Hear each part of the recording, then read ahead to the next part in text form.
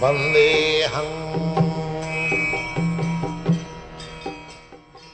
The following is a room conversation with His Divine Grace A.C. Bhaktivedanta Swami Prabhupada, recorded on 25th April 1969 in Boston. Shri Gurum Vaishnavan. I told you that I do not expect that everyone will be Krishna conscious. That is not possible. But if there is one moon in the sky, that is sufficient to eradicate the darkness.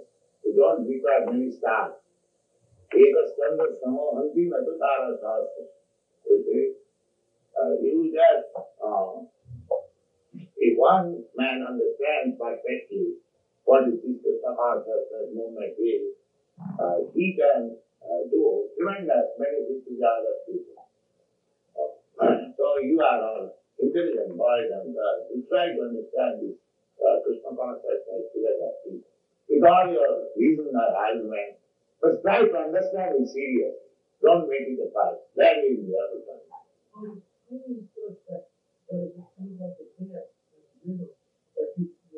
Krishna consciousness, and then you become unconscious, and then you become conscious, and then you become unconscious, and it's kind of like a vacuum energy. Is that it? Oh, yeah.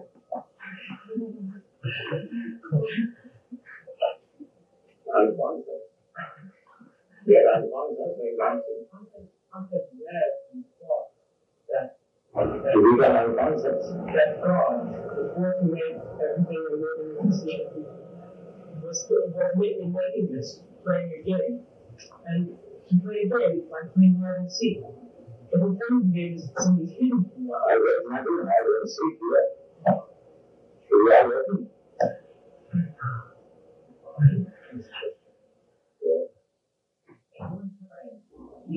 Years ago, everyone was Krishna conscious. Everyone was. When?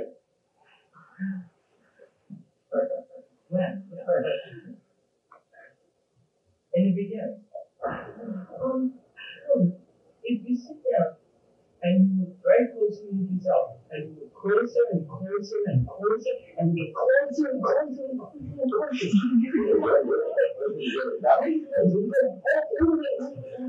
Wait for it. You can have that.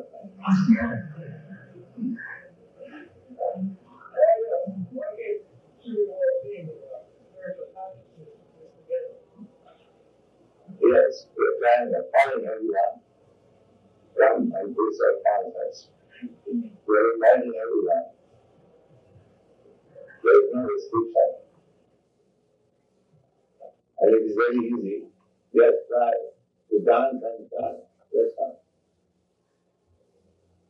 When you succeed and they're taking part, that child will talk something of Krishna consciousness to us. Very. How will you decide? It is open to everyone. There is no restriction. Tell us what happens if you rebel. Let us explain that changing of body, there are 8,400,000 of bodies. After that, we enter in all of the body. And what happens? As you enter the body, the happening is according to the body. But did this go on and on indefinitely, or did this stop? Did you keep on changing bodies indefinitely? Or did it? Not individually. If you become Krishna conscious, then you have got to change this material body. You are transferred to the spiritual body. There is eternal body.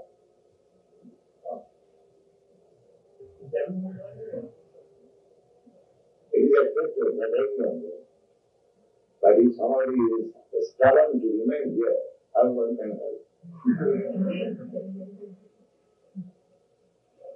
Just like the university is open for everyone, but somebody is stubborn to go to the prison department, so how the government can help? The government does not say that some selected people come to the university and others go to the prison department. It is open for everyone, but it is the particular mentality One is going to university, one is going to prison house. That is individual independence. That is your choice. Just like so many students who have come here, others have not come here. So everyone has got little independence. So everyone can go to the spiritual world if he likes. But if he does not like, he is independent. That is his choice.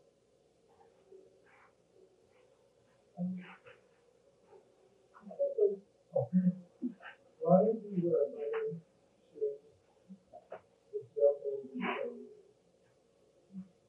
I don't know. No. Well, I've seen we have art there too. that part of No, that is not part of it. But we discover killing. That is in the Bible also. Thou shalt not kill. But you are killing. What can you do? In the Bible, 10 commandments there is, thou shalt not kill. But you are killing. What can you do? Tell me, over the years, have you ever found yourself, You? have you ever found what you believe in yourself? Have you ever found your inside? I mean, that's the physical, the mental. Yes. Yes. What? Yes.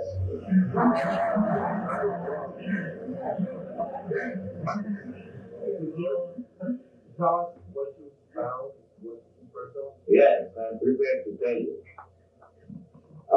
We sometimes often are telling you, our books are there. It is not a fancy subject that you can understand immediately. But I can give you, for instance, that is stated in the Bhagavad Gita. Dehinasmin yatha dehi kumardevanandra tatha dehantaram prati dhirastasya namayate.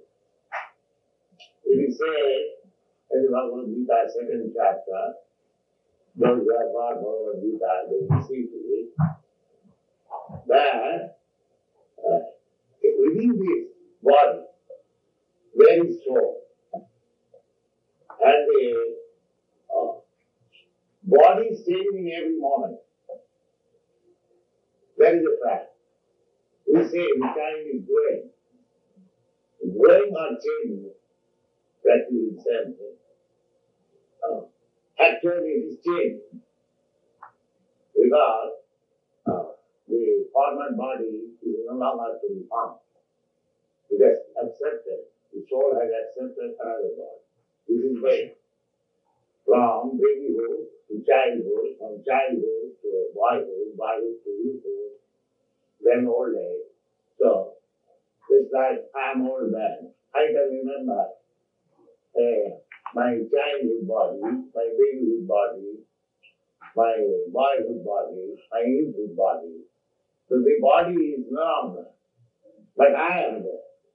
I am thinking that I did go like this. I was playing like this in my body. But that body is gone. But still I am there. Therefore it is naturally surmised that when this body is not in existence, I will exist. I will accept another. This is very logical conclusion. As I am changing so many bodies, still I am there. I can understand that I changed my body. I was so little. Now I have grown up, I am old.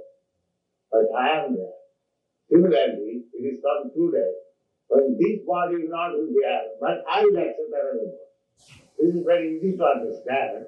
So that I is, now you can perceive that when you are spiritually emancipated, you will see yourself, your God also, and everything spiritual. That requires time, that requires practice, and we are teaching our students that practice, this Krishna consciousness, to change the consciousness. When you change your consciousness, you see yourself as God. This means Vidyate Sarvamimam Vidyatam Bhavanti. When you are in that spiritual platform, everything is known to you. But before that, if you want to know, then you are first. Yes. Yeah. What is that? You use your body when you speak. Yes. Why not?